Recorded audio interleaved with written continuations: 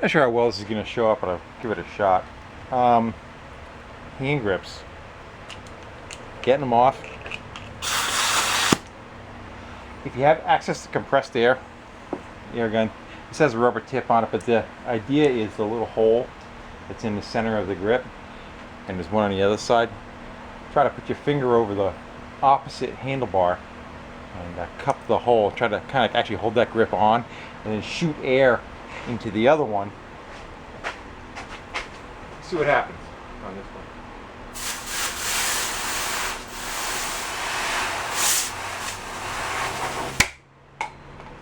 It kind of forces the air to come down the sides of the grip. You know, it comes back over itself, and it starts working this, pulling it off and getting that that adhesion that's been there forever broken free. I think I just showed it as a little tip. Now I can go put the throttle on it.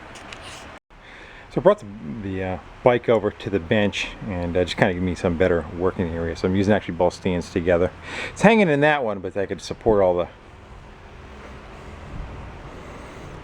accoutrements to the side. So I'm hoping for proof in concept. It's pretty much all the stuff that I think that I need for it to operate. The only thing I have a question on is going to be the brakes, whether those switches need to be hooked up or not. So we're going to leave it disconnected and see if it functions that way first. This is this is power coming out of my battery. That's the wire coming out of the battery, and that plugs into there. That should turn everything on and off. I don't remember if there was a switch on the battery for the power coming out of it. I could probably put a meter on it.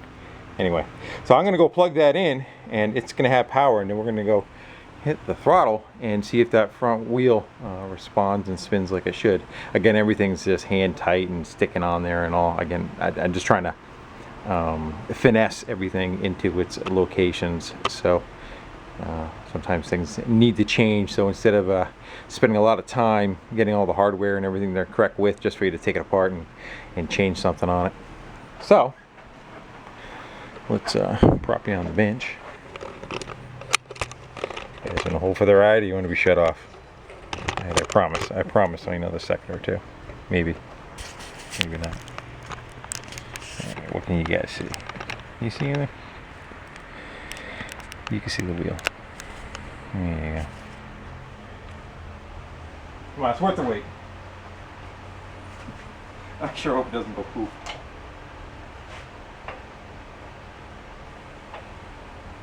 Let me just double check one more time.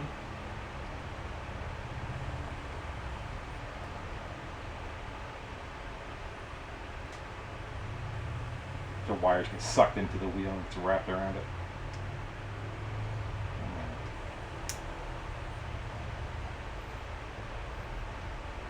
Nothing. Alright, I'm gonna go see if I have power coming out of the battery. Hopefully that's our first and only issue. Alright, it's the answer to the trivia. Cells full power, but it didn't have the key on it. So the key does two things. It turns power on and off coming out of the main wire, and it has a pin that locks it into the frame of the bike too. So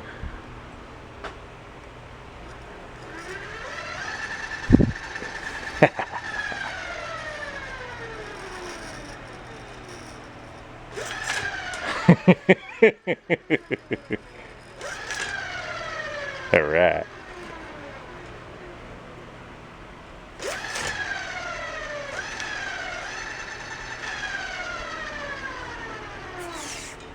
And it still rolls easy, so when you let off, you're not, or if you just want to go pedal it, you can. There's not a whole bunch of resistance on it. Awesome. All right, so all my bits and pieces will work together. I still want to take it down the driveway, but I know it's just going to fall apart. So I don't know, I'm going to shut you off, and I'm going to go figure out what I want to go do next. I may just start making stuff more permanent, like, you know, get the front end all beefed up and that kind of stuff. And some of the wiring may be long enough. Looks like the throttle's pretty long wherever it ends up in the back of the bag. The power for the motor is not that long. I'm talking about how far the distance from the controller. So almost thinking of running one bag and putting like the controller in another pouch on that same setup, or that that void that's over here, maybe. But maybe not. Might be good to give yourself a little bit of breathing room for tweaking stuff, you know. So I'll figure that out later. But I'm happy for this. One more time. See, that's where I eat a wire and kill it. You had to go and play with it, didn't you? I lead rubber. Alright. Stand on the ground. I want to see what kind of snot the front wheel has.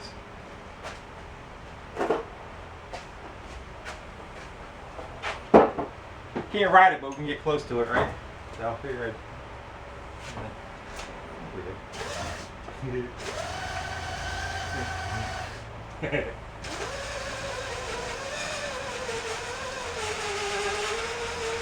I can't stall it out. That's good. I think it'll pull it just fine. It's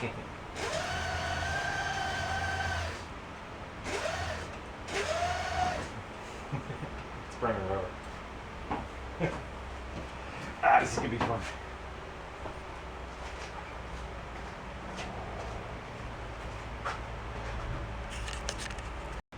I think I take that front end apart and knock it down a little bit because of the height of, bike's upside down, the height of the neck doesn't really matter. How much threads were exposed and how much room I had to work with for the material that stacks on top. So I popped the races out and gave myself about, I don't know, about a 3/16 gap on the top and the bottom, and I hit it with a grinder. And then I filed it flat afterwards. I'm just reinserting the caps now. So I probably gained 3/16 and 3/16. You do the math. 6/16. 3/8. So hopefully that'll be enough to kind of get it back together. As I said, the threads were kind of boogered on the top. If that's showing up. I went over it with a file and stuff. So the castle nut looks okay. I may try another one of those too. So I'm trying to gain as much as I can because I was only catching by like 2 or 3 threads, and that whole assembly has to hold the top of the tree on, wherever that is right there. The whole top support of the spring that's kind of pushing against it, so that needs to be fairly decent. So I'm going to see if that does it. I'll put it back together and see if we need to go a little more or not. And see what happens. And it's another day starting on the bike. I don't know if I even showed much of yesterday at all, but pretty much I tore the bike apart and tightened up all the loose ends, or most of the loose ends anyway, and was able to ride the bike around as a bicycle. Put a tall sissy bar on it. Jury's still out on the sissy bar. Maybe, maybe not. And we're to the point where I could need to hang the bag and hang the battery supply. Oh, also I ended up going with the front brakes. Front brakes are just switched over with that caliper, and then the line runs up right to the original hand grip, and then that also has the cutout switch for the electric motor that I'll plug in, so that if you go to hit the brakes, it turns the switch off to the motor, so you're not trying to power it and stop it at the same time, I guess. I like it. It's pretty comfortable. A little small, you know. Again, I'm trying to keep the scale of the bike to the scale of the bike when it was made, like the old muscle bikes were. So we'll see. We'll see on that sissy part too. So I am going to go run and see if I can go find the correct metric bolt that goes in here. Right now there's a standard bolt going across. It's a little sloppy, which makes it a little sloppy inside here. So I want to take that gap up and get it so that it threads in normal. So I'm going to go to it's a hardware store. It just kind of they just focus on hardware. That's all they sell. And I can't buy light bulbs or anything there, you know. And hopefully they will have that. So I'm going to do a little road trip and see if we can get that taken care of. New bolts, the right size. But before I start on that, I think I want to take a few minutes and just kind of put stuff away so that I have some organization-y kind of skills. Not quite sure where I left off, so I figured I'd grab the camera. I've been tooling around for a little while. Looks limp at the moment because the battery's not in it, but everything's going to fit in the one bag on this side. And then I've kind of punched through chambers to get it, and then it's just going to flip over on itself and hide everything. I'm not going to hang the other bag on the other side just because of the fact that it does not match this one very well, so I'm going to keep an eye out for that and try to get the a bag closer to what we have here, and it'll kind of fit the bill more and looking like little saddlebag deals. What else?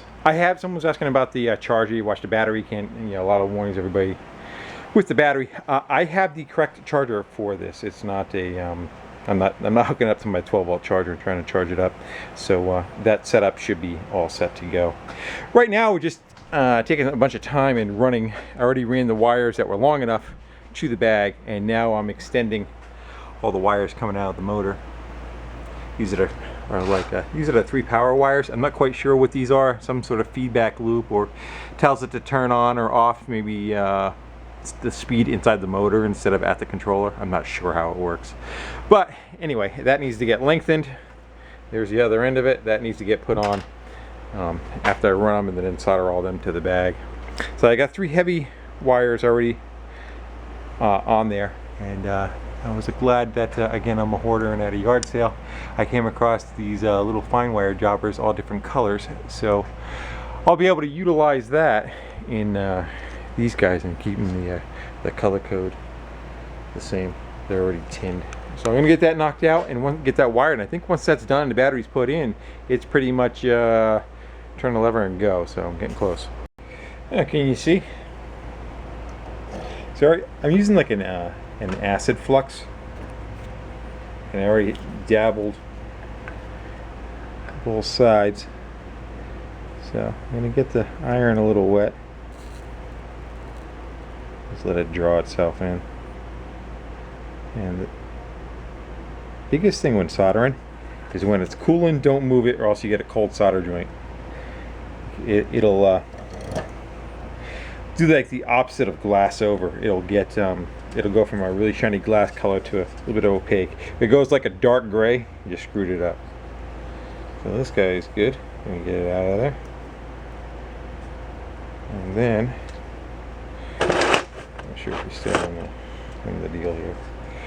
This piece of shrink tubing. I'm just going to hold it roughly halfway, and then just take the body of the soldering iron, kind of run over it.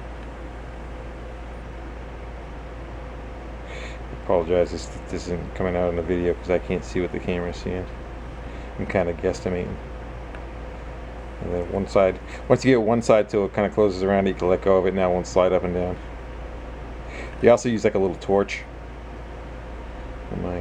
My Harbor Freight one did what every good Harbor Freight tool does.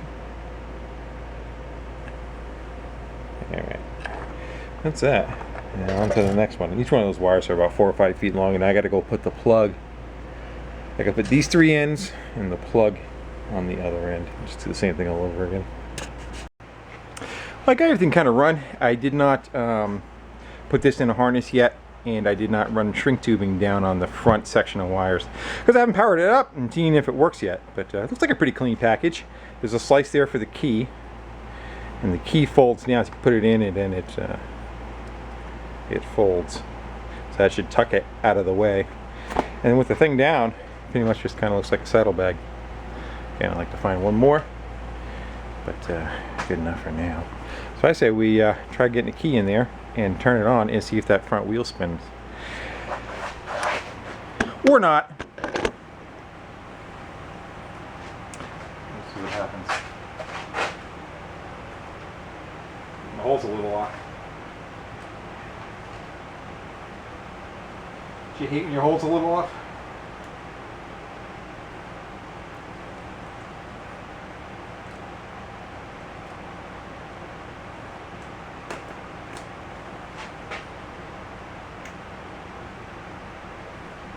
I see lights on handlebars. Everybody out of harm's way. Please. Alright.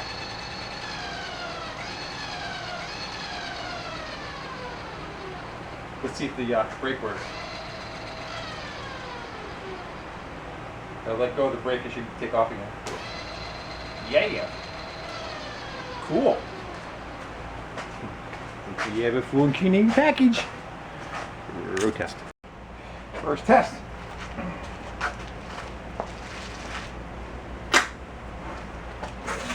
It doesn't burn out.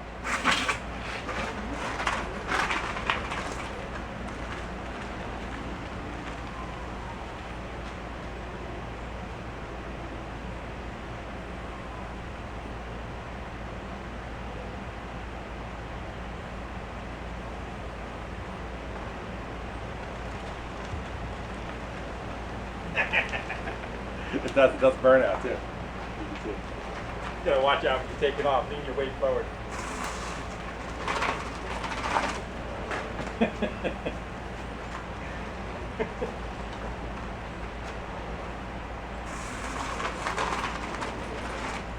hope you guys can see that. That's a blast.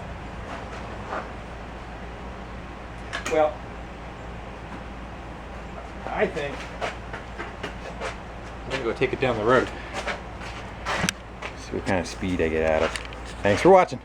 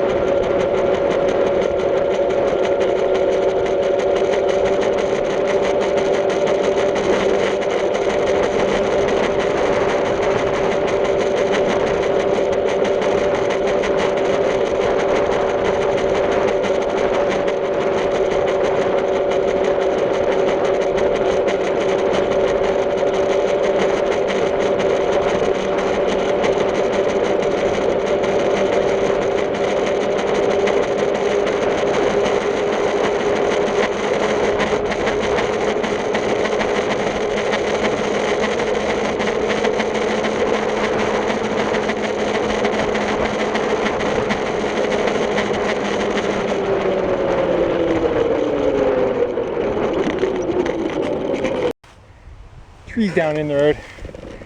There's the tree. So we're gonna go four wheels.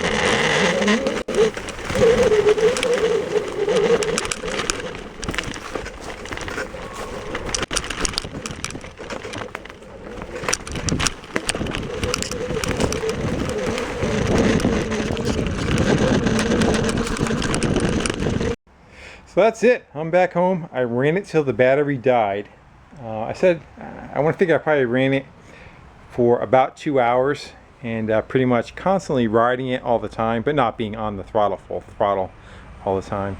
I went around our town, then I went around the neighboring downtown down by the river, and rode around between the two bridges. There's two bridges. I went down one side, over the bridge, down the other side of the river, came back and did that twice. And again, just kind of putted around town, around trails and everything. And then finally the battery just shut off, and that was it. You can kind of tell it was getting a little slower, and I ended up kind of like I wasn't that far back away from the truck, probably a mile or so from the truck. I turned the key off. I kind of probably pedaled for 2 or 3 minutes. I was actually in the woods when I did it. Turned the key back on. It lasted about another 2 minutes, and then the battery shut off. I let it stay off for about a minute, turned it on, it lasted about another minute, and then I did it again another 30 seconds. So you can kind of, like, if you're on a road, you could probably get you within a mile back home under power, but that's pretty much it. The controller up here just says full all the time, but I'm running 36 volts, actually 39 volts, and the setup was for 24 volts, so it always thinks that it has 24 volts. So this is kind of useless as far as giving you any kind of indication as far as when the battery's getting low. But there is a scale on the battery, but you just can't see it. So only thing is, some of an improvement would be a 3-speed back rim with heavier spokes and a better tire. That tire's only probably got about 20 psi in it. It's all dry rotted and cracky. So I don't want to push my luck with putting too much air into that. So that's got some resistance. It's a little squishy going down the road. And that's about it. Maybe find a funky, cool looking chain guard for it. And for this side, I think I'm not going to do another bag. I may do a baseball bat, like a wooden baseball bat, in a rack that sits on it, and then hang a baseball glove on it and just kind of leave it like that. So it's fun. I enjoy it. It's cool because it's so quiet. But from there, guys, we're going to go shut it down. Again, thanks everybody for watching, comment, subscribing, and a fun little project.